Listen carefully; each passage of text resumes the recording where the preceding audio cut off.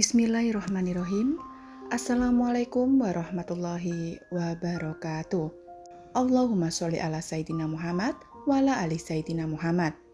Syukur alhamdulillah kita masih berjumpa kembali di channel ini.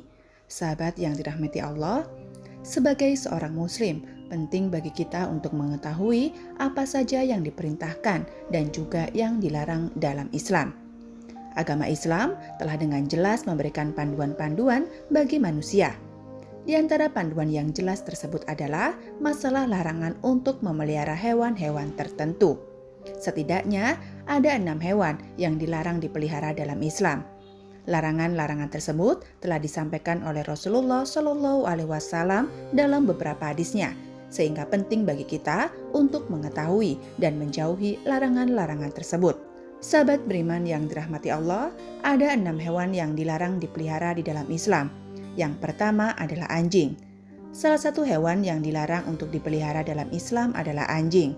Hal ini disebabkan karena air liur anjing dianggap najis.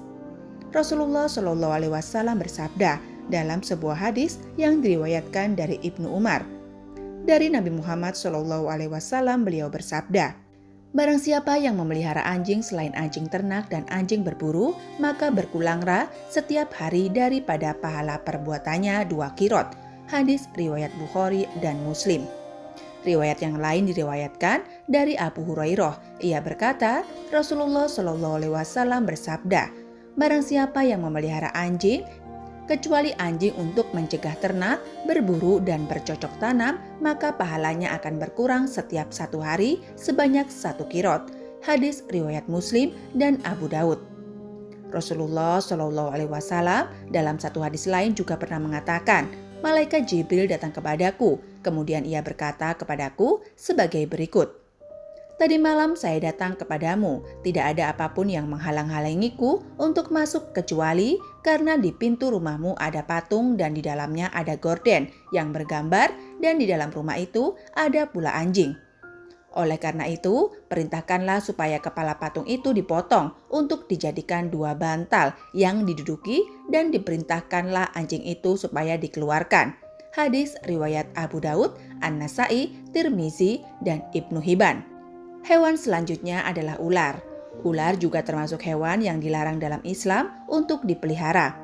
Rasulullah Shallallahu Alaihi Wasallam memerintahkan umatnya untuk membunuh ular jika bertemu dengannya, bukan untuk dipelihara.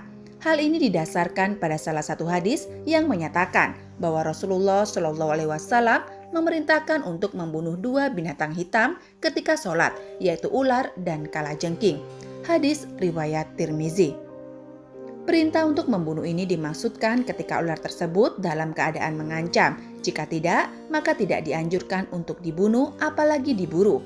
Sebab pada dasarnya ular juga merupakan hewan yang berada dalam rantai makanan, sehingga memusnahkan ular akan merusak keseimbangan alam.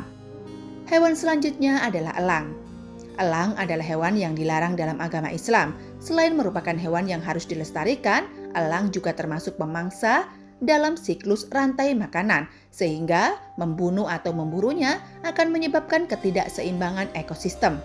Selain itu, burung-burung termasuk elang adalah juga umat dan hamba Allah, sehingga kita dilarang untuk memelihara, membunuh, atau memburunya. Hal ini sejalan dengan firman Allah yang tertera dalam surat Al-An'am ayat 38. "Dan tiadalah binatang-binatang yang ada di bumi dan burung-burung yang terbang dengan kedua sayapnya, melainkan umat juga seperti kamu." Quran Surat Al-An'am ayat 38. Hewan selanjutnya adalah tikus. Tikus termasuk hewan yang najis dan kotor. Oleh karena itu, Islam melarang kita untuk memeliharanya. Selain itu, tikus juga merupakan salah satu hewan pembawa penyakit. Tikus hidup dalam lingkungan yang kotor dan memakan makanan yang kotor. Sedangkan dalam Islam, hal yang kotor sangat dibenci oleh Allah Subhanahu wa Ta'ala, dan Rasulullah Shallallahu Alaihi Wasallam sangat suka dengan kebersihan dan kesucian, merupakan bagian dari iman. Sehingga menjaga rumah dari tikus yang dapat menyebabkan penyebaran penyakit adalah tindakan yang sangat dianjurkan. Hal ini sejalan dengan sabda Rasulullah Shallallahu Alaihi Wasallam dalam hadis yang berbunyi, "Kebersihan adalah sebagian dari iman." Hadis riwayat Tirmizi. Yang selanjutnya adalah gagak. Gagak, khususnya gagak yang memiliki punggung dan perut putih, juga dilarang untuk dipelihara dalam Islam. Hal ini didasarkan pada pendapat Imam Syafi'i yang menyatakan bahwa gagak tidak boleh dipelihara dan diperboleh untuk dibunuh. Gagak juga bukanlah hewan yang mendatangkan keberkahan dan kemanfaatan. Hal ini didasarkan pada suatu hadis di mana malaikat Jibril datang kepada Nabi Shallallahu Alaihi Wasallam lalu berkata, Allah memerintahkanmu untuk membunuh burung gagak yang hitam karena ia telah membelahkan kedua mata ketika anaknya mati. Kemudian Allah Subhanahu wa Ta'ala berfirman, bagaimana burung gagak itu memohon kepadaku sedangkan ia telah mematikan anaknya. Hadis riwayat Muslim. Dalam hadis lainnya, Rasulullah Shallallahu Alaihi Wasallam juga pernah bersabda, 5 jenis hewan yang seluruhnya fasik boleh dibunuh di tanah suci, yakni burung gagak, burung elang, ular, tikus, dan binatang buas. Hadis riwayat Muslim. Selanjutnya adalah hewan cicak. Meskipun sering berkeliaran di rumah, juga dilarang untuk dipelihara. Nabi Muhammad SAW memerintahkan umatnya untuk membunuh cicak, sebab cicak termasuk hewan pengganggu, najis, dan juga kotor. Bahkan dalam beberapa riwayat, membunuh cicak akan mendapatkan pahala. Hal ini didasarkan pada hadis yang bersumber dari Abu Hurairah. Nabi Muhammad SAW pernah bersabda, siapa saja yang membunuh cicak dengan sekali pukulan, maka ia mendapat pahala sekian. Siapa saja yang membunuhnya dengan kedua kali pukulan, maka ia mendapat pahala sekian kurang dari yang pertama. Demikianlah wahai sahabatku, itulah beberapa di antara hewan yang dilarang dipelihara dalam Islam. Meskipun dilarang dipelihara, namun tidak semua hewan tersebut harus dibunuh atau dimusnahkan. Ada beberapa hewan yang perlu kita jaga kelestariannya. Selain itu, untuk menjaga keseimbangan ekosistem, menjaga kelestarian, hewan juga merupakan bentuk sifat dan cinta kasih sayang terhadap sesama makhluk Allah. Semoga kita senantiasa diberikan perlindungan dari hewan-hewan yang mendatangkan bahaya dan terhindar dari keburukan yang diakibatnya. Amin amin ya robbal alamin. Demikian wahai sahabat, itulah yang dapat saya sampaikan. Semoga video ini bermanfaat bagi kita semua.